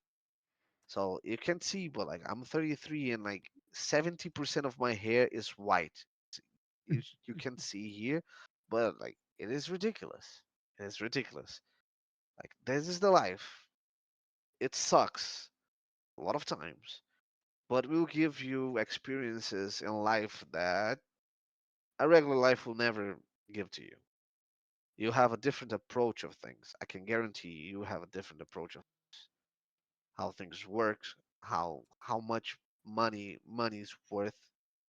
Because sometimes you can be pissed, but on Sunday, on Saturday, you will be chilling with your wife in home, chilling Mhm. with your children. How much that is the value of a Saturday? You don't know. I know how much Yeah. it costs a Saturday. I can tell you how much it costs a Sunday night. You don't. I can tell you how much it costs a holiday, 3 days. Like because you cannot buy time. I can win the sixth invitational with a $3 million prize pool. I cannot buy time. Yeah. You know, so I make every single hour count. That's my approach, and that's what I tell my players. I'm old. I'm retiring in my 1 maybe 2 years tops. I'm past. My body can handle more than 2 years, maybe even 1 year. Who knows? I know the limit, right? I'll know it when it comes, and so every single tournament couldn't be my last. So every single scrim day can be my last one. I haven't. My contract ends on the end of 2025. I may renew it or not, and just retire and say, okay, I have money to retire. I have everything that I need. I achieved everything that I can. Now I just family and whatever. But or I say 1 more year because I'm used to this crazy life. If I'm stopping, I can just go crazy as I grow bored. Say, well, what I'll do from now, right? So yeah, that's the life of a pro. If I recommend you to pursue that life, first of all, how ambitious you are. Not much? No. Don't come from this life. You'll regret it. You'll just hop off. You'll bail 100%. You're very ambitious? Yes. Go for it. But know the sacrifices that you have to do. So it's what I tell the youngsters. Like, especially in Brazil, if you don't go to college, you're fucked. You're fucked. For the rest of your life, you're fucked. You'll never make a huge amount of money. It's a third world country. You have really financial problems in your life. If you become a pro player, you can make a lot of money. Yes, you can. That's not telling that you will, Mhm. right? And for living this life, you're probably not going to. Your career will take 10 years of your life, maybe a little bit more. If you're stupid enough like me, right? Can take you a little bit more, but the average is like 8 years. If you are successful, if you fail, you can just have a 4 year career and sayonara, right? You're risking, know that you're risking your life because if you spend 10 years in this life, so you can just go for a regular college to graduate and seek for a first job because you never worked for the regular people, this is not even work. So you never worked, you'll never get hired in your life. You'll be 40 years old that never had a job and has no experience. So why they would not hire a 22 years old that is in the same situation with you, but they have like 20, 30, 40 years ahead to grab experience while you're just old? You're fucked. So if you want to hop in on this life, like I don't know the reality in America or Europe in general, but especially that's not a lot of difference in the countries about this kind of stuff. Knows that you're risking your fucking life choosing this lifestyle. So if you get accepted and enter in a team, become a pro, knows that you cannot fail. Understand and you gotta love pressure. You cannot be someone weak that crumbles under pressure. If you are weak, don't come for this life because you're risking your life and you will give up in the first year, 100%. Like you don't know what it is to play a single round that will decide if you make $1 million. If you can take that pressure, don't come from this life. Go live a regular one. It's super fun too. My girlfriend lives a regular life. I have parents who live their regular life. My brother have a regular life. It's super fun. My friends too. Don't pursue this. But if you're stupid and crazy enough to go for it, jump in heads first and don't look back ever. And Okay, probably let you me have ask you about this. So I guess if I ask you for you personally, was it worth it? You're gonna say yes, right? But yeah, that's kind of because you were there and you actually won, right? Do you think yeah. that you would feel the same way if you obviously you decided to pursue this, but like losing, would that change anything? Like if you never won, do you think it would still be worth it? Oh, that's a difficult question. I don't. Probably yes. Probably yes. Probably yes. Because what I said to you, like I made my time worthy. Like so I enjoy even the experience on the teams that I didn't won a world tournament. You know, I enjoyed the time. I make it count. I made it count. Yeah, I woke up like, oh my god, today is not a day to work. Let's fucking go. Fuck it, 12 hours. Ugh, let's go. Like Yeah. it was fun. It was fun all the time. Not all the time, but most of the yeah, time. And I had great experience. Even like, dude, I played a tournament in Saudi Arabia. That's fucking awesome. You know, Yeah. I traveled a lot. I met a bunch of great people. I had like so. Yeah, even when I lost, like I was in fucking Saudi Arabia when I was thinking of, oh, I'm going to Riyadh tomorrow. No, never. I even bought a clothes like the prince. I have like I, I did a bunch of shit like in a lot of places I went to. I had so much fun. So yeah, for me it was worth it. And the stories and experiences that I gathered within those years, for me it's priceless. Yeah. And I even made a lot of money, so it's like for me it was a win-win situation. Yeah. It cost me a lot, yes. I would do it again, yes, 100%, yeah, 100%. But I'm stupid. Jade knows me. Like I'm stupid. I'm not an example of smart decisions. You should definitely know that. Besides taking my advice as a rule, I'm definitely not an example of good decisions. yeah. I think that was some good advice, and I think the takeaway from here is you guys have to enjoy the journey. No matter what you're doing, the journey Yeah. is the price. And I think Steve Jobs said it, but I kind of relate to this because I personally play an amateur level. I play billiards. I play pool, and there's this big amateur tournament that's kind of like, let's say, the World Cup or something in my country. I played in that for 8 years, right? And I finally managed to win it.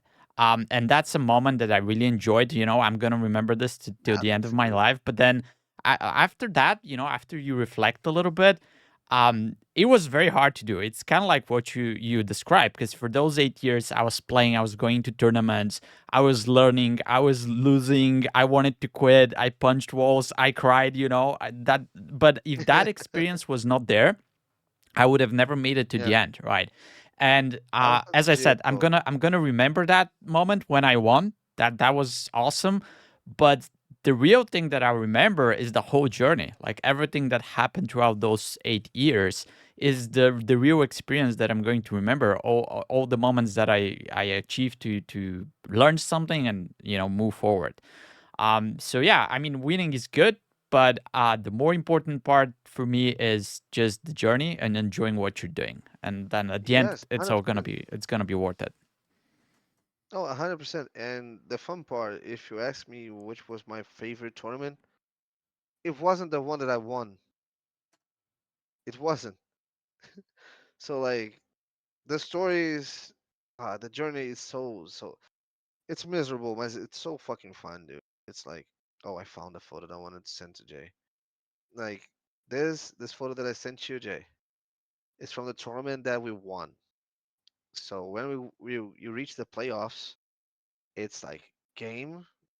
You land like late as fuck, and you have to prepare for the next game that is next day, and then you have the final is a best of five. So when we reach into the final, me and my analyst, we didn't sleep for like 3 days, and we were into the gaming room, not sleeping for 3 days, exhausted, and we're like, we need now. We were preparing for like best of three on the quarterfinals, best of three on the semifinals. Now it's a best of five, and we Mm. are fucked. And we like start to. I just sent the players to bed. We were like, oh, dude, now it's game. Like it's our time to work, and we're going all night long again. Like he was like, oh, I need to prepare something on a specific map. I'll study them. Like okay, and he sit down next to me. Right now he's like stand up. He's like, dude, I'm passing out. I was like, wait, what? He said, yeah. I said, are you feeling sick? He said, no, I'm exhausted. He literally fell into the ground. Both is sleeping. He was sleeping like on top of his foot, and he just like fell into the floor and he kept sleeping. Like yeah.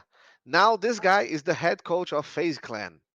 Oh, is he? Yeah. Yeah, now he's the head coach of FaZe Clan. So like this is how tired you will be. Yeah. This is how miserable things get.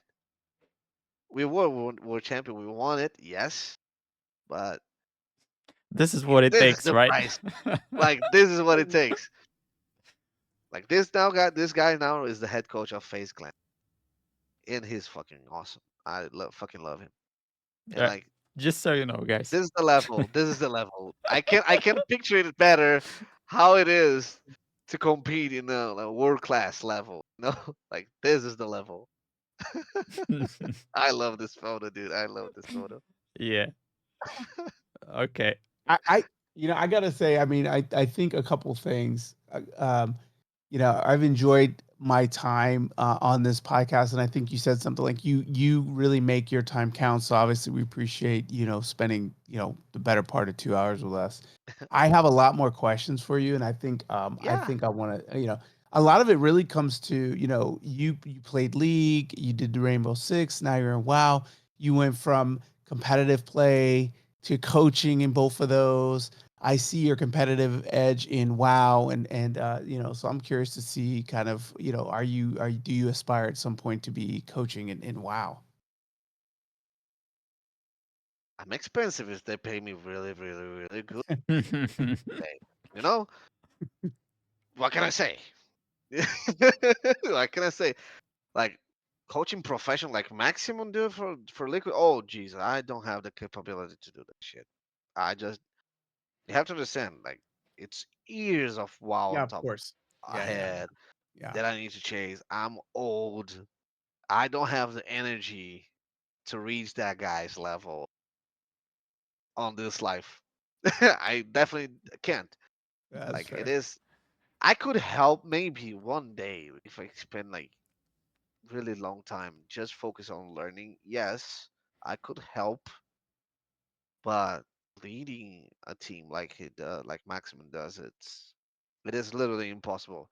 In the same way that I would love to see him try to take my spot in Siege. Like in Yeah, this life it is impossible. yeah, yeah, yeah, It's like I have like 10 years just on this. He probably has even more than 10 years just in WoW, yeah. and it would take me years that I don't have anymore to surpass him, for example. I would love to. It would be fun as fuck, but for me, this life is literally impossible. And he streams too, and I don't stream. I'm too dumb for it. I talk too much shit to have a stream. Yeah, so yeah, no, You no, know, I I can't. think I people can't do might that. enjoy that, and low key, but 33 and I'm old. I saw SaucyJay and me grinding there. You know, it's fine. Off topic, because we're a little bit ahead of that age, but that's a different topic. Yeah. Uh, Impossible. For me, it's impossible, dude. I would love to. I can like I know the guys from Liquid because Rainbow Six Siege team from Liquid. They're all Brazilian. They work in the Liquid facility was like really close here. FaZe is Brazilian. The team is Brazilian too. And IP is a foreign organization, and the team is Brazilian too. So probably I can just go to the Liquid and ask if I can see the race first if I'm in off season.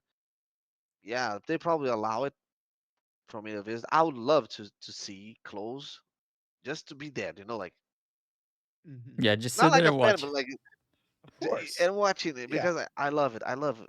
Yeah. I watch most of the competitive scenes, most of the games, and I would love to be there and watching and learn with those guys, exchange experience as a professional coach, not as like a raider, but as a professional coach.